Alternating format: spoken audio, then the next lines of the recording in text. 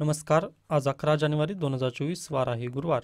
Loksatta Maharashtra times वृत्तपत्र विश्लेषणमध्ये आपलं स्वागत आहे. पहिली बातमी पहा. सगळेच पात्र. सर्वांना माहिती आहे काल निकाल येणार होता शिवसेना जजमेंटबद्दल, पण जे जजमेंट आलं ना त्यांनी तेवढं काही हैराण वगैरे केलं नाही किंवा कोणतं गट अपात्र होईल याची त्यांनी काहीच हे केलं नाही, तर डायरेक्टली सगळ्यांनाच त्यांनी पात्र केलेले आहेत. त्यामुळे मला पण म्हणजे सेपरेट व्हिडिओची वगैरे आवश्यकता वाटत नाही, कारण ही केस ऑलरेडी सुप्रीम कोर्टात नक्कीच जाईल. याची तर शाश्वती आपल्याला दिसत आहे. पुन्हा सर्वोच्च न्यायालयात जाण्याची ठाकरे यांची घोषणा आहे व पहा अगदीच बरोबर आहे. कारण आता ही जी केस जर पाहिली तर शिंदेंचा पक्ष अधिकृत का किंवा विधानसभा अध्यक्ष यांनी जो निर्णय दिला ना त्यांनी ही 10 कारणं देऊन निर्णय दिलेला आहे, तर ते आपण बेसिकली पाहणार आहोत. कारण पहा इथं संविधानचं काही येतच नाही. कॉन्स्टिट्यूशन जे म्हणतं ना आपल्याला अपात्र करण्यासंदर्भात, इथं त्याबद्दल बोलण्यातच आलं नाही. ज्या गोष्टी गरजेच्या होत्या ना तिथं काहीच इथं कॉन्स्टिट्युशनल जजमेंटच आलं नाही आहे. त्यामुळे आपल्याला ह्याला तेवढंसं डिटेल वगैरे मी घेत नाही आहे, कारण हे फक्त ओरल जजमेंट आहे असं पण तुम्ही म्हणू शकता. व पहा अगदी उद्धव ठाकरेंनी पण म्हटलेलं आहे की कोणी लहान पोराला पण विचारलं तर त्यांनी असा निर्णय वगैरे दिला असता, पण असं त्या म्हणजे त्या सीटची वगैरे आपण अगदीच काय म्हणतो आदर वगैरे करणं गरजेचं आहे. पण निर्णयामध्ये ना मला कॉन्स्टिट्युशनल जजमेंट वगैरे दिसलं नाही, त्याबद्दल क्षमस्व. ओके, त्यामुळे मी याला जास्त डीपली वगैरे तुम्हाला पण सांगण्याचा वगैरे सल्ला देत नाही आहे. हां, तुम्हाला माहिती असणं गरजेचं आहे परिशिष्ट 10 किंवा जी अनुसूची 10 आहे ना ते आपण नक्की अभ्यास करायला हवी. पण असं नाही की म्हणजे त्याबद्दल दुसरंच वगैरे वळण यावं. हे कॉन्स्टिट्यूशन नाही आहे, त्यामुळे मी याला स्किप करतोय. परंतु जे गट वगैरे पडला होता किंवा जी फुटलेली होती शिवसेना, त्याबद्दल जे विधानसभा अध्यक्ष आहेत यांनी कशा पद्धतीने निर्णय घेतला हे आपल्याला अगदीच पाहणं गरजेचं आहे. तर पहिलं कारण त्यांनी दिलं पहा, मूळ पक्ष कोणता आहे निश्चित करण्यासाठी पक्षाची घटना आधारभूत मानली जाते. बरोबर आहे. पहा आता कोणती पण संघटना वगैरे जर तुम्ही देखील एखादी NGO जर स्थापन करायचं म्हटलं ना तर तुम्हाला पण काय करावं लागतं, त्याचं संविधान किंवा एक त्याची नियमावली बनवावी लागते. त्यानंतर दुसरं आहे उद्धव ठाकरे यांची 2018 मध्ये पक्षप्रमुखपदी निवड झाली होती आणि राष्ट्रीय कारणीसह पक्ष पदाधिकाऱ्यांच्या नियुक्त्यांचे अधिकार त्यांना देणाऱ्या घटना दुरुस्तीची नोंद केंद्रीय निवडणूक आयोगाने घेतलेली नाही. त्यामुळे निवडणूक आयोगाकडे असलेली 1999चीच घटना गृहीत धरली गेली. म्हणजे पहा 1999ला शिवसेना या पक्षाची घटना झाली, म्हणजे एक संविधान वगैरे त्यांचं तयार झालेलं होतं. सॉरी, संविधान म्हणता येणार नाही, पण एक नियमावली वगैरे घटना त्यांचं होतं. मग याला अमेंड करण्यात आलेलं होतं 2018 मध्ये व 2018 मध्ये अमेंड करून याची जी म्हणजे हे 1999ला जे पद वगैरे होतं किंवा 1999ला शिवसेना पक्षामध्ये काय होतं पहा पूर्वी, तर एखाद्याचं कोणाला कोणता निर्णय वगैरे द्यायचा किंवा एखाद्याला जर पहा व्हीप, ओके, व्हीपचा अधिकार वगैरे जर एखाद्या व्यक्तीला वगैरे द्यायचा असेल किंवा एखाद्याला लीडर वगैरे बनवायचं असेल तर ना पहिलं राष्ट्रीय कार्यकारिणी, ओके, म्हणजे आता सध्याला काँग्रेसमध्ये पण आहे पहा काँग्रेस वर्किंग कमिटी, अगदी तशा पद्धतीने शिवसेना वर्किंग कमिटी अशा पद्धतीने एक बॉडी असायची. ओके, SWC ही बॉडी असेल. 1999च्या घटनेमध्ये असं देण्यात आलं की SWC म्हणजे शिवसेना वर्किंग कमिटी अशी एक बॉडी असेल व त्या बॉडीनुसारच निर्णय वगैरे घेण्यात येतील की लीडर कोण आहे किंवा पक्षाचा नेता कुठला कोणता असेल, तालुका अध्यक्ष कोण वगैरे, असं सर्व काही SWC अंतर्गत घेण्यात येतील. पण हे कधी बदलण्यात आलं, 2018ला बदलण्यात आलं व जे शिवसेनेची जी घटना बदलून काय केले त्यांनी, हे SWCला बरखास्त करून यांनी काय केले, उद्धव ठाकरे यांना डायरेक्टली काय केले, त्यांचा नेता आणि सर्व जे अधिकार असतील, आता SWCचे सर्व जे अधिकार आहेत ना ते उद्धव ठाकरे यांना देण्यात आले. पण झालेलं काय पहा, तुम्हाला आठवते का मे महिन्यामध्ये पण सुप्रीम कोर्टाने हेच निकाल दिलेला होता. मग अगदी तशाच पद्धतीने पहा इथे इलेक्शन कमिशन ऑफ इंडिया यांनी काय निकाल दिलेला आहे की जे हे जे 2018 मध्ये जी घटना दुरुस्ती झाली ना ही आम्ही अमान्य करतोय. ओके, ही आम्ही अमान्य करतोय असं निवडणूक आयोगानं म्हटलं व याच बेसिसवर अगदीच जे ॲडव्होकेट राहुल नार्वेकर आहेत विधानसभा अध्यक्ष, यांनी पण 1999च्याच घटनेला वगैरे मान्यता दिली आणि जे उद्धव ठाकरे यांच्याकडे जे अधिकार वगैरे ते सर्व अधिकार त्यांनी बरखास्त केले आहेत की बाबा तुमच्याकडे हा पक्षच नाही. त्यामुळे SWC हीच बॉडी असेल योग्यरित्या व SWC मध्ये कोण असतील, मेंबर्स असतील, ओके, म्हणजे जे MLA किंवा MPs वगैरे असतात ते असतील. आणि सर्वांना माहिती आहे 54 पैकी 37 MLA कोणाचे आहेत, शिंदे गटाचे आहेत. बरोबर. मग या धर्तीवर अगदीच शिंदेंनी काय म्हटले की नाही, जे ही आहे जे पक्ष खरा पद्धतीचा जो पक्ष आहे तो फक्त शिंदेचा आहे, कारण त्यांच्याजवळ SWC पण आहे आणि जास्त आमदार पण आहेत. या बेसिसवरून त्यांनी काय दिला, शिंदेचा पक्ष अधिकृत केला. ओके, हे आपण मान्य केलं. पण पहा मग उद्धव ठाकरे यांच्या गटाला का अमान्य केलं, ही इथं मोठा प्रश्न वगैरे त्यांनी दिला व पहा त्यांनी म्हटलेलं आहे की दोघांचे पण आम्ही अमान्य केलेलं आहेत. म्हणजे एक पण अपात्र केलं नाही त्यांनी, कॅन्डिडेट एक पण अपात्र नाही आहे, एक पण आमदार अपात्र नाही आहे. पण जी पक्ष आहे ना, जे खरा पक्ष होता तो डायरेक्टली एकनाथ शिंदे यांना देण्यात आलेला आहे. आता म्हणजे अगदीच आता मी पण पुढे यापुढे काय बोलू आता हे समजत नाही, पण इथं पहा तुम्ही फोटो. आता या फोटोवरून पण तुम्हाला लक्षात येईल की म्हणजे लोकसत्ताला पण काय म्हणायचं असेल. आता उद्धव ठाकरे यांना मोठं करण्यात आलं व एकनाथ शिंदे यांना छोटं, पण आपला बोलायचं नाही त्याबद्दल. पण जनतेला तरी माहिती आहे की खरी पद्धतीने शिवसेना वगैरे कोणाची आहे. आता अगदीच एखाद्या व्यक्तीच्या भावना वगैरे असतील तशा, मग मी त्याला जास्त हे करत नाही आहे. पण इथे कशा पद्धतीने खेळ वगैरे रचला गेला हे सर्व डायरेक्टली उघड डोळ्यांनी पाहता येतं. आता हे स्वतः मी म्हणत नाहीये, तुम्ही अगदी उज्ज्वल निकम यांना जर फॉलो करत असाल ना, ॲडव्होकेट उज्ज्वल निकम, आता अगदीच ते पण म्हणजे खूप रॅशनलिस्ट किंवा न्यूट्रल पद्धतीनेच विचार वगैरे करत असतात. त्यांनी पण हेच म्हटलं, म्हणजे जे निकाल अपेक्षित होता ना ते काहीच आलं नाही याच्यात. ओके, मग चर्चा वगैरे करण्याचं काहीच नाही आहे. जे CSWC वगैरे जे काही मी म्हटलं ना, हे फक्त तुम्हाला समजण्याची गरज होती. बाकी या निकालामध्ये म्हणजे जास्त काही असं जे की धक्का वगैरे देईल असं काहीच नाही आहे. ओके, आता हे परत कुठं जाईल, सुप्रीम कोर्टात तर नक्की जाणार आहे. पहा, म्हणजे ही इथंच सर्व काही संपलं असं नाही. आता पहा, अगदीच यांनी म्हटले की आम्ही जिंकलो वगैरे, सॉरी म्हणजे अगदी तुम्ही उपमुख्यमंत्र्यांचं जर विधान वगैरे ऐकलात तर ते अगदी आम्ही जिंकलो किंवा हे लिगल वगैरे आहे सर्व त्यांनी म्हटलं ते बरोबर आहे, कारण अगदीच लिगल वगैरे भेटलेलं आहे. पण अद्याप त्याला लिगल वगैरे म्हणता येत नाही, कारण हे हायर अपीलकडे नक्की जाईल. ओके, व हायर अपीलमध्ये जर सुप्रीम कोर्टाने याच्या विरोधात जर निकाल दिला ना तर ते अवघड होईल. पण अगदीच पहा, आता मार्चमध्ये काय आहे, आचारसंहिता लागू होईल, म्हणजे लोकसभांच्या निवडणुका आहेत आपल्याकडे. मग आचारसंहिता लागू झाल्यानंतर अगदीच हे जे शिवसेनाचं जजमेंट वगैरे होतं त्याला कदाचित वेगळं वळण वगैरे येऊ शकतं. ही एक चिंताग्रस्त विषय वगैरे आहे असं आपण म्हणू शकतो. पण खरी शिवसेना आता एकनाथ शिंदेचीच आहे हे आपल्याला मान्य करावंच लागेल, कारण अगदी आता सध्याला तरी सुप्रीम कोर्टाचा निकाल नाही आहे व आपल्या भावना जरी उद्धव ठाकरे यांच्यासोबत जरी गेल्या तरी आपला कायदा जो बोलतो तेच आपल्याला ऐकावं लागेल. अगदी तशा पद्धतीने आता सुप्रीम कोर्टाने जर याच्यावरती स्टे वगैरे दिलं तर ते ठीक, अन्यथा हेच आहे मग. ओके, त्यानंतर पुढे चला. आय होप तुम्हाला शिवसेना जजमेंट वगैरे समजलं असेल. आता इथं 10 कारणं होती पहा, 10 कारणामध्ये त्यांनी तेच दिलेलं आहे आणि जे मी म्हटलं ना आता तेच आहेत. फक्त त्यांनी अपात्र करण्याचं कारण काय, दोघांचे पण हे केलेलं आहे, एकाला पण अपात्र त्यांनी केलं नाही. चांगलीच गोष्ट आहे, जाऊ द्यात पुढे चला. त्यानंतर पेपर फुटल्याने विद्यार्थ्यांचे आंदोलन, PhD अधिछात्रवरती चाळणी परीक्षेच्या प्रश्नपत्रिका सीलबंद नसल्याचा आरोप. आता पहा, अगदीच म्हणजे किती विद्यार्थ्यांचं नुकसान वगैरे आहे, किंवा म्हणजे अशा पद्धतीने जर बातम्या येत असतील ना तर ती कुठंतरी निगेटिव्ह न्यूज वगैरे देतं विद्यार्थ्यांच्या संदर्भात, की किती पण अभ्यास करा ना, जर अशा पद्धतीने जर पेपर वगैरे फुटत असतील ना तर ते खरंच चुकीचं आहे. आता तलाठी भरतीचं पण तसंच प्रकरण, त्याच्यावरती लवकरात लवकर निर्णय वगैरे घेणं सरकारची गरज आहे ती पण सध्याला त्याबद्दल काहीच निर्णय वगैरे येत नाहीत. ही एक शोकांतिका आहे आपल्या राज्याची. त्यानंतर गोखले संस्था आता CUET शासोबत संलग्न आहे. आता जे विद्यार्थी अगदीच पदव्युत्तर शिक्षण वगैरे घेण्याच्या संदर्भात आहेत त्यांच्या संदर्भात ही न्यूज आहे, आपल्यासाठी गरजेची नाही. त्यानंतर इथे नरेंद्र मोदी यांच्याबाबत दिलेलं आहे. त्यानंतर ही पहा न्यूज आपण याच्यापूर्वी पण घेतलेली आहे. ST मध्येही आता डिजिटल पेमेंटने तिकीट, प्रवाशांची सोय, सुट्या पैशांचा वाद थांबणार. ओके, म्हणजे पहा आता आपण रुपे, गुगल पे, भीम, ओके, ही UPI पेमेंटचे ॲप्लिकेशन्स आहेत ना, त्याद्वारे आपण अगदीच कोणत्याही गाड्यावर वगैरे गेल्यानंतर तिथं डायरेक्टली आपण स्कॅन वगैरे करून पेमेंट वगैरे करत होतो. मग आता तेच ST महामंडळमध्ये देखील आता त्याची सुरुवात वगैरे झालेली आहे व ही एक अगदीच चांगली न्यूज आपल्यासाठी आहे असं आपण इथं म्हणू शकतो. डिजिटल पेमेंट आता तुम्ही करू शकणार आहात.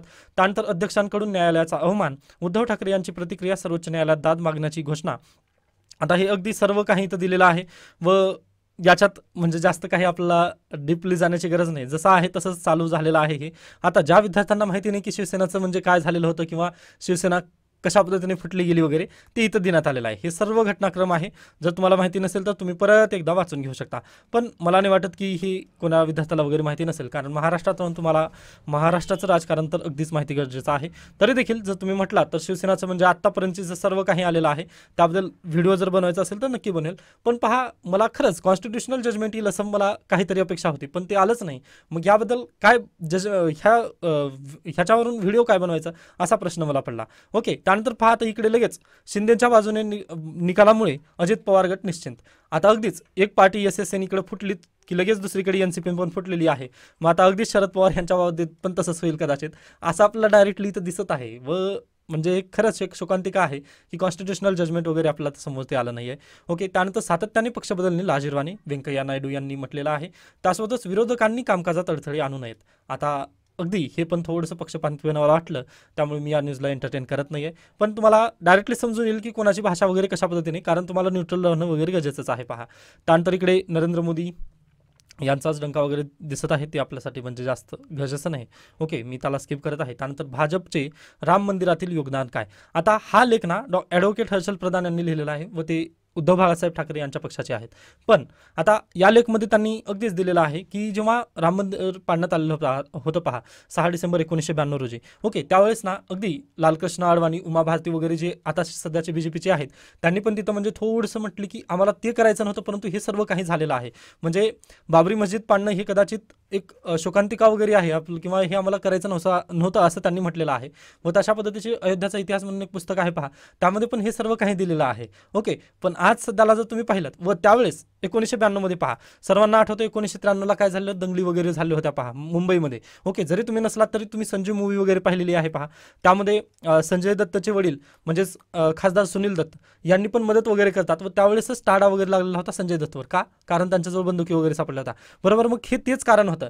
कारण पहा, मुंबईमध्ये कोण होते त्यावेळेस? बाळासाहेब ठाकरे होते. व ज्यावेळेस बीजेपी आणि जे दुसरे पार्टीज वगैरे आहेत म्हणजे त्यांचे जे अलाय वगैरे आहेत, लालकृष्ण अडवाणी वगैरे यांनी अगदीच रथयात्रा वगैरे काढली होती. पण झालं काय पहा, ज्यावेळेस बाबरी मस्जिद पूर्णतः पडलं, डिमॉलिश झालं, त्यावेळेस त्यांनी म्हटलं की बाबा आम्हाला ही करायचं नव्हतं.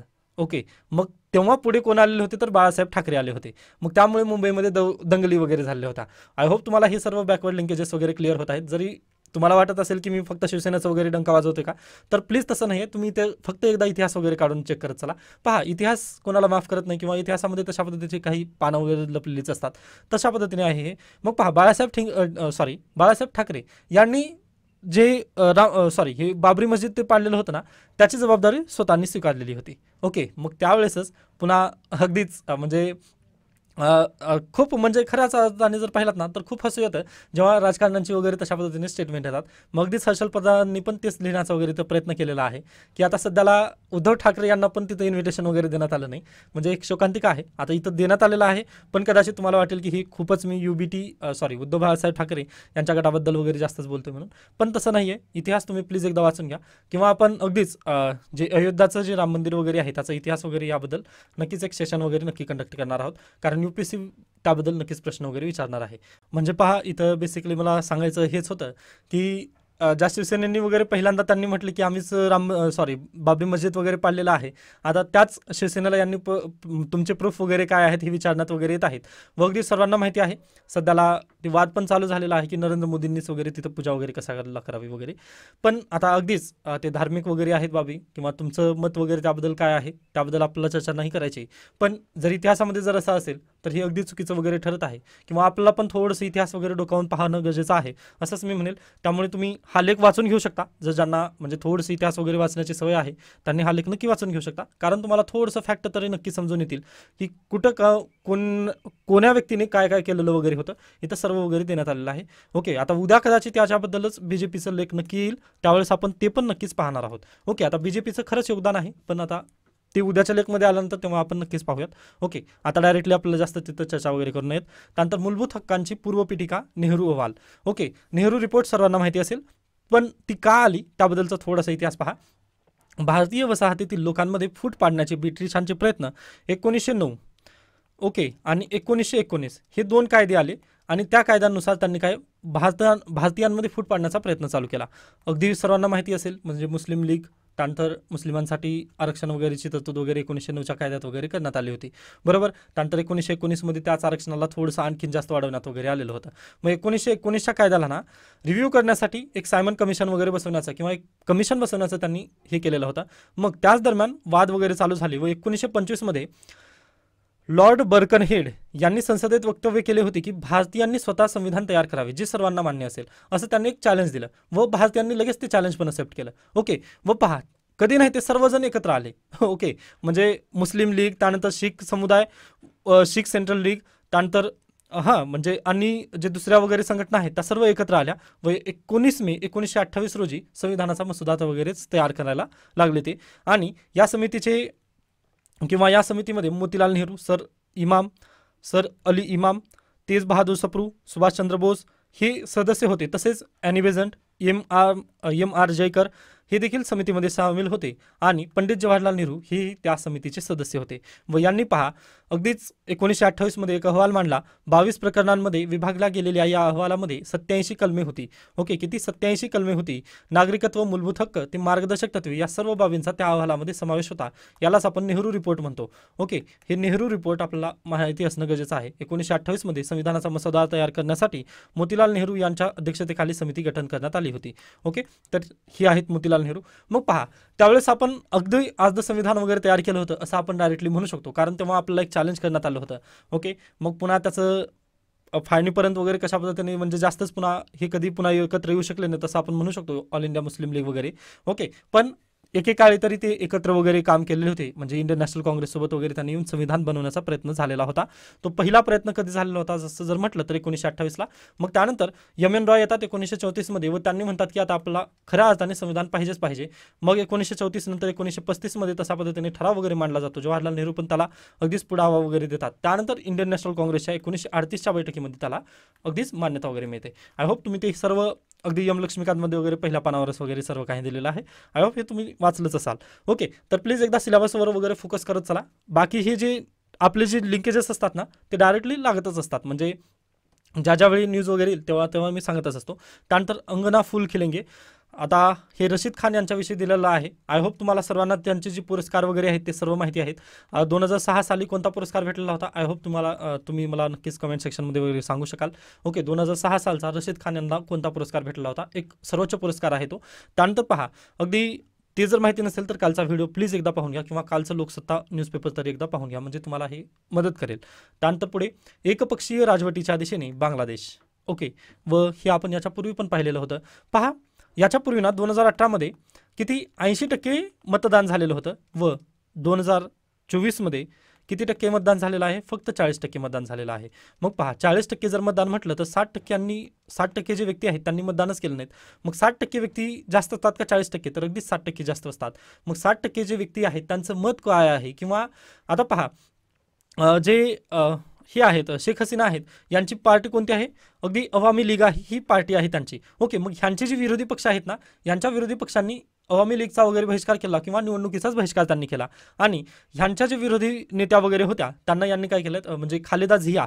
ओके, खालेदा झिया यांच्या विरोधी पक्षाच्या नेत्या वगैरे होत्या त्यांना यांनी अगदीच डिटेन्शनमध्ये वगैरे ठेवलेलं आहे. डिटेन्शनमध्ये ठेवल्यानंतर अगदीच जी जनता वगैरे आहेत त्यांनी 60% जनतांनी तर निवडणुकीला पण बहिष्कार केला व जे राजकीय पक्ष होते म्हणजे फक्त एकच पक्ष जो होता तो निवडणुकीच्या मैदानात होता असं तुम्ही म्हणू शकता.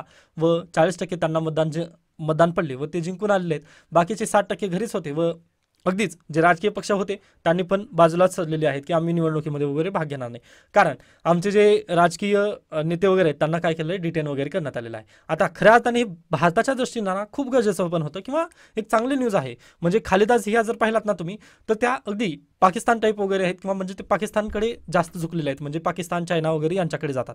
पण जे शेख हसीना आहेत ना त्यांचं आणि भारताचं गूढ नातं आहे. तुम्हाला सर्वांना माहिती असेल 1972 ओके त्यावेळेस जेव्हा पंतप्रधान इंदिरा गांधी होत्या, म्हणजे 1971चं 16 डिसेंबर झाल्यानंतर 1972 मध्ये शेख हसीना आपल्या भारतामध्येच वगैरे राहायला होत्या.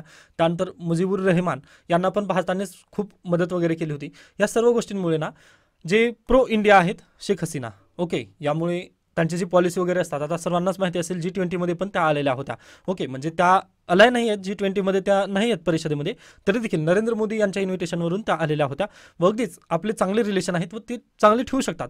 पण आता एक देशाचा विचार जर केला तर तेथील जनता 60% जनता काहीच मत वगैरे करत नाही. मग त्यांचा रोष कुठंतरी त्यांच्या अंतर्गतच असेल, म्हणजे ते प्रेशर होईल. व बाकीचे 40% जनता वगैरे तर जर खुश असेल तर कदाचित हे हुकुमशाहीकडे जात आहे की काय, किंवा एकपक्षीय राजवटीच्या दिशेने जात आहे की काय पक्ष, हे एक आपल्याला काय चिंताग्रस्त आपल्याला दिसतं. आता हे भारतासाठी पण खूप धोकादायक आहे. आता जसं आपण इथं म्हटलं ना तसंच आपल्या बाजूचा जर देश एखाद्या वेळेस म्हणजे हे असेल अनरेस्ट जर असेल तिथे, तर पहा तिथून काय होतं, मायग्रेशन भारतामध्ये होतं. ओके, आता जसं श्रीलंकेचं झालं पहा, श्रीलंकेमधून पण काही लोक आपल्या भारतामध्ये येतात. मग त्यावेळेस ना भारताची भूमी तिथं कमी पडायला लागते व आपल्या रिसोर्सेसवरती वगैरे ताण निर्माण होतो. त्यामुळे बांगलादेश पण अगदी चांगल्या पद्धतीने नांदणं हे गरजेचं आहे. ओके, व ते आपलं कर्तव्य आहे की बाबा त्या छोट्या भावाला पण आपण सांभाळून घेणं, आणि आता त्याचे परिणाम आपल्यावरच दिसतात. ओके, तर ही न्यूज अगदी तशा पद्धतीने गरजेची आहे. बाकी पहा या न्यूजमधून वगैरे जास्त गरजेचं नाही, बाकी जे आहेत ते इंटरनॅशनल रिलेशनचे विद्यार्थी त्यांनी ते शिकून घेतात तिकडे, पण जे MPSCचे विद्यार्थी आहेत त्यांना जगात काय चालू आहे ही माहिती असण्यासाठी एवढी न्यूज गरजेची आहे किंवा हे पुरेसं आहे असं आपण म्हणू शकतो. त्यानंतर लोकसत्तामध्ये दुसरी काही बातमी नाही आहे. त्यानंतर महाराष्ट्र टाइम्समध्ये पण पहा त्याच बातम्या वगैरे आहेत, त्यामुळे आपण इथं जरी थांबलं तरी चालेल. आता हे शिवसेनाचं जजमेंट जे आहे ना ते सर्वोच्च न्यायालयामध्ये परत एकदा गेल्यानंतर तिथली जजमेंट आल्यानंतर आपण त्याबद्दल चर्चा करूयात असं माझं मत आहे. कारण पहा आता याबद्दल फक्त स्टोरी सांगण्यात काही मजा नसते. ओके, की शिवसेनेचे अशा अशा पक्षांनी वगैरे हे फोडलं, ही स्टोरी सांगण्यात काही मजा नसते व स्टोरी कधी परीक्षेला विचारलं जात नाही. पण आता हेच जर ना 10व्या अनुसूचीला धरून जर प्रश्न वगैरे जजमेंट जर दिलं असतं ना तर त्यावेळेस पहा लगेच आपली UPSC पण काढली असती की बाबा 10वी अनुसूचीमधली कोणते कोणते जजमेंट वगैरे होते किंवा कोणते कोणते त्यांनी कलम वगैरे तिथं लावले होते. इथं काही कलमाचा अभ्यासच करण्यात आला नाही, त्यामुळे मी याला स्किप करत आहे. ओके, आय होप तुम्हाला सर्व काही भावना वगैरे माझ्या समजत आहेत. बाकी जर काही समस्या काही शंका असेल तर नक्की मला सांगू शकता. धन्यवाद.